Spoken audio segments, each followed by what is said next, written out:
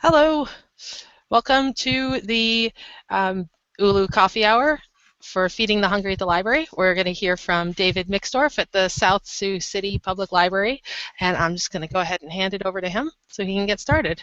There you go. Okay.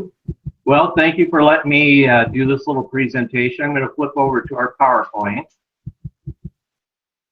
And now it's going to act up again. Wait a minute. Nope. Went to something else. Try again.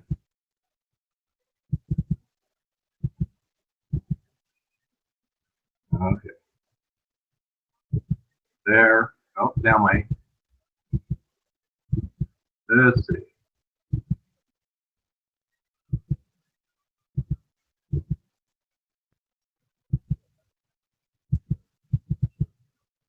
But I'm still working at getting it going.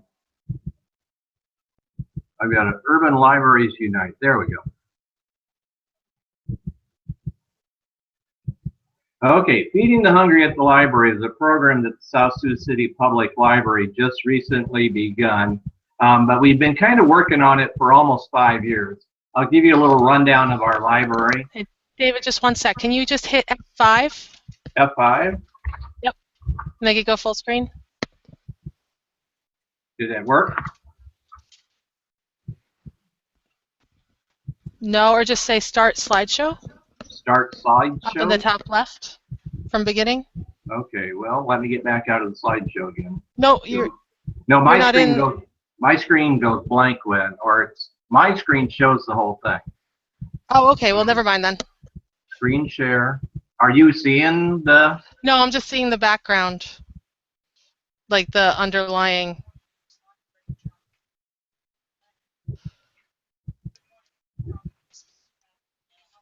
So when you say screen share, yeah, when I click on screen share, I keep getting the PowerPoint doesn't show up in there. Yeah, just say full screen. Full screen? Yeah, there's an option for the whole screen. Screen? No. Or just the monitor? Let's see. Oh wait, full screen there. Okay. Yep. Now it's got your Urban Librarians Unite on it though. Okay, so now when you open up the PowerPoint, it'll let you. Okay. Yep. Now if you hit like Start Slideshow, it'll be full. It'll show up. Is that full screen? Awesome. For you? Yep. There you okay. Go. Thanks.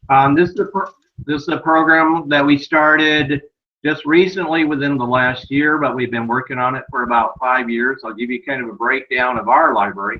We do about 1,400 programs a year. We're very low-income, blue-collar community here. We do so many programs because we're trying to give individuals an opportunity to literally learn how to be citizens in the United States, how to get by. You know, many of our people, this is their first place they've come to in the United States. We have 4 full-time staff, 6 part-time staff. We use volunteers quite often. And we really rely on other agencies in our community to be able to do a lot of our different programs that we do here. In a little survey that was done about 1.5 years ago, it was found that just in Dakota County, where we're at, 11.5% of our population is food insecure. In other words, they go to bed every night hungry. In our area, we have 2 Indian reservations that are very close by. We have about a 65% Hispanic population, plus probably another 10 to 15% population of people from other countries. And so, like I said, we're very blue collar. This is kind of the first place people move to when they come to the United States. We started this kind of concept of teaching people how to eat about 6 years ago. The library was very instrumental in getting the community gardens going in the city. We did classes back then on how actually to grow fruits and vegetables that are common to the Midwest. And we helped instigate getting 2 plots of ground here in the city set up as community gardens.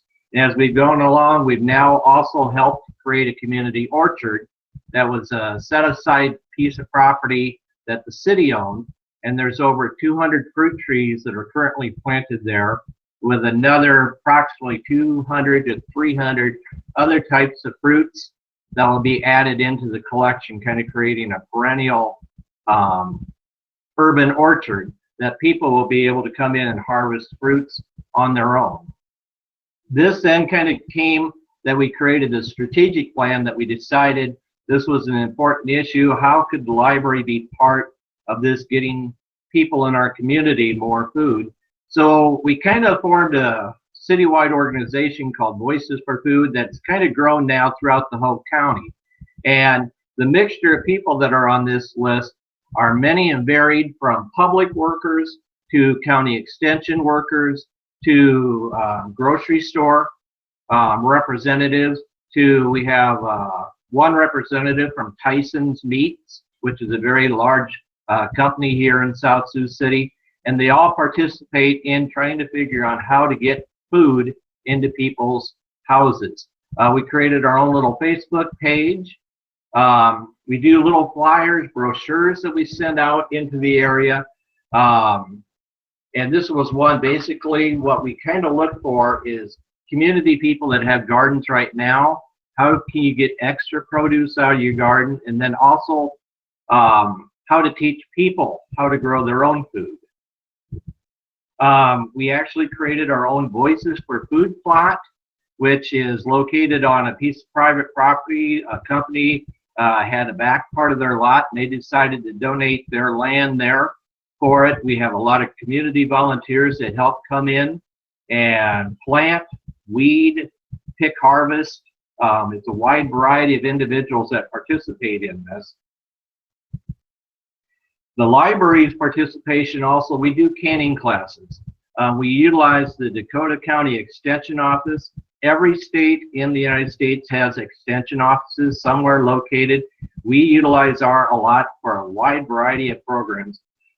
They do what we call the beginning canning classes, where they teach about food safety, basic things like that. And then we have volunteers and staff that actually do their own canning, that come in and do more of the specialized type of things. We have some individuals that will do canning tomatoes and salsa, things like that. I do a class on pickles. Other people will do jams and jellies. This is what they're doing right here, is they're making, I believe, pineapple jelly. So there's a variety of different classes that we do just specifically on that. Our library also has canners that people are able to check out and go home. The only thing they have to actually provide is the jars and the tops and lids. Everything else is in our canning boxes that they could take home. And inside there is also a recipe book that they can try preserving their own food. We also do quite a wide variety of garden classes every year. We have a garden group that meets on a monthly basis. We have master gardeners come in and do talks. Like I said, it's kind of a wide variety of different things that we hit on. Throughout this whole process, we attempted 5 years ago to do a after-school lunch kind of type program for kids to be able to come in. We have a lot of kids in our community that use the library as their after-school daycare program because parents are still working, or one parent is at work, one parent's going to work, so they're waiting to do the little switch. And so we couldn't get certified as a kitchen at our library, but one of the local churches that's a block away from us decided to try through their kitchen to set up a kids cafe. And every Monday and Friday evening from 4 to 6, they have over 100 people that come to the kids cafe. It's for kids from the local schools, plus families can come in. And we have individuals that will walk 15 blocks to get to the kids cafe. As part of our Feeding the Hungry, part of this group, we created processing and pickup sites throughout the community. As you can see, quite a few churches, because they have kitchens in their churches. And then Goodwill Camp, which is located out on one end of town, that has a fairly large trailer court that has a lot of very low-income people that live in there. And these are all locations that gardeners can bring extra produce to, and volunteers at these different organizations will actually clean the fruits and vegetables, and then kind of store them. And then we also have other sites located in town. We try to spread it out so it's literally 5 different locations, and the library is the central location. We're in the very middle of our community, and we are also a location for people to be able to stop in and pick up produce. We have, like I said, we have a lot of volunteer groups that participate in the community. The high school has high school groups that actually do volunteer work. Our community has a kind of leadership program for young professionals where they go through kind of training, learn about the community throughout the whole county, and then they always do a big project.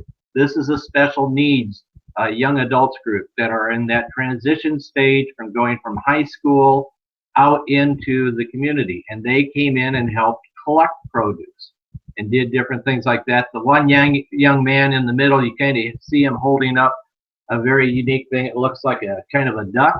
Well, that's a sweet potato that they were able to dig up out of the garden. So we have a wide variety of groups that actually participate in this.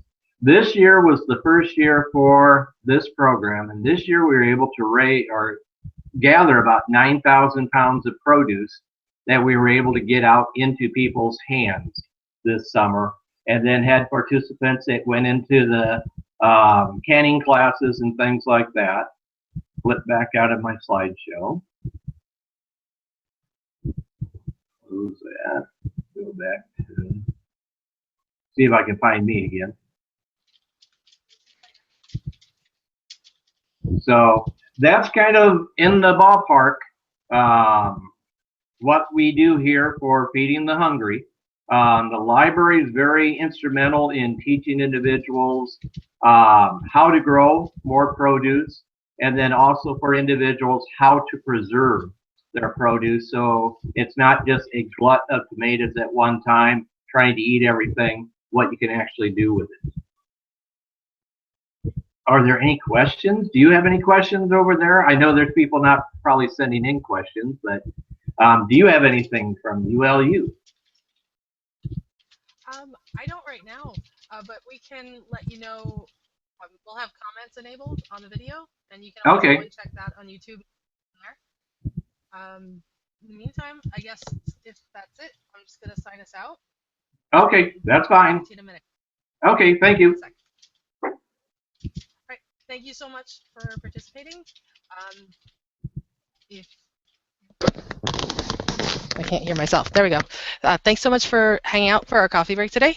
We'll see you in 2 weeks, and if you click my don't kick my coffee mug, I like it. Click my coffee mug, and then you can subscribe to the next one. Thanks. Bye.